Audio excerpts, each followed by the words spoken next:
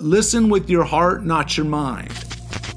Hey there, I've got a quick thought for you, and it might come across as a little insensitive, and I don't mean it that way, but the concept that I want to talk about really quick is a concept that over my 20-year career in the personal development world, writing books and training and speaking and so forth, I've noticed in the last 12 months this term coming out and becoming part of the mainstream conversation. And the term is self-love.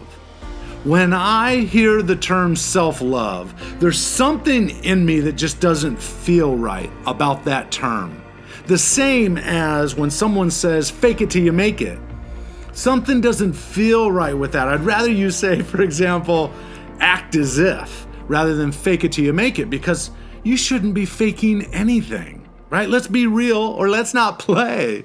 So my thought about self-love is this. I'm noticing a lot of thought leaders and others that are using that term self-love in the context that if you want more happiness and fulfillment in your life, what you are missing is self-love. And I would beg to differ. That's not what you're missing.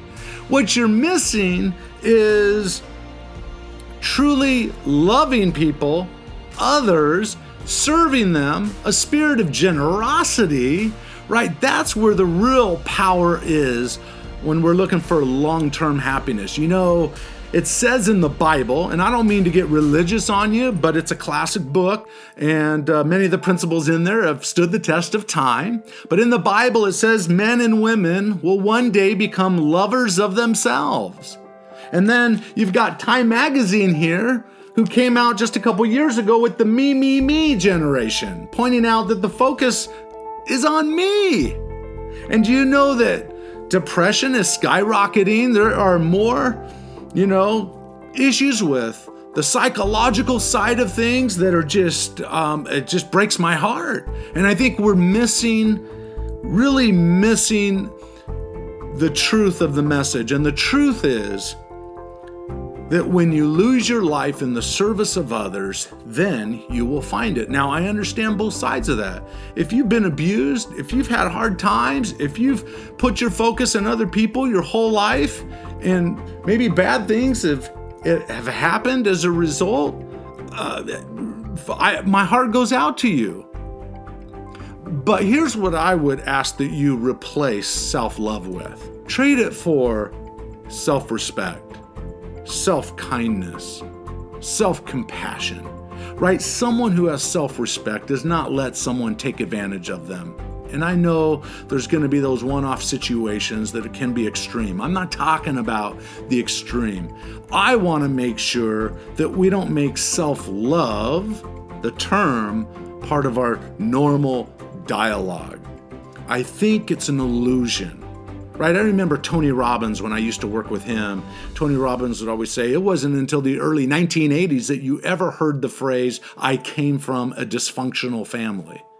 Well, I'm looking at things now and saying, wow, we're just, right? Now you get people using the word depression so freely. I've told my kids ever since they were little, we do not use the word depression in our home. Right? Use a different way to communicate the feeling of being down or frustrated or melancholy, whatever that is. Words do have power. And my worry with the concept of self-love, it's all about me, instead of serving for the greater good. Serving something, a mission, a cause bigger than ourselves.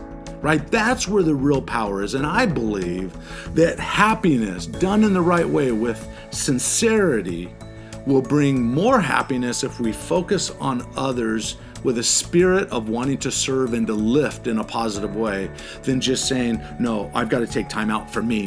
Now, I can understand the other side of that equation too, that you can't give something you don't have. But I don't know that you can have something by only focusing on yourself. So keep your values in check. Keep your focus in the right place and on the right things. right? And then look to see how you can lift the lives or even simply create a smile in someone else's life, all right? Does that make sense? Leave your comments below. Let me know what you think, but listen with your heart, not your mind.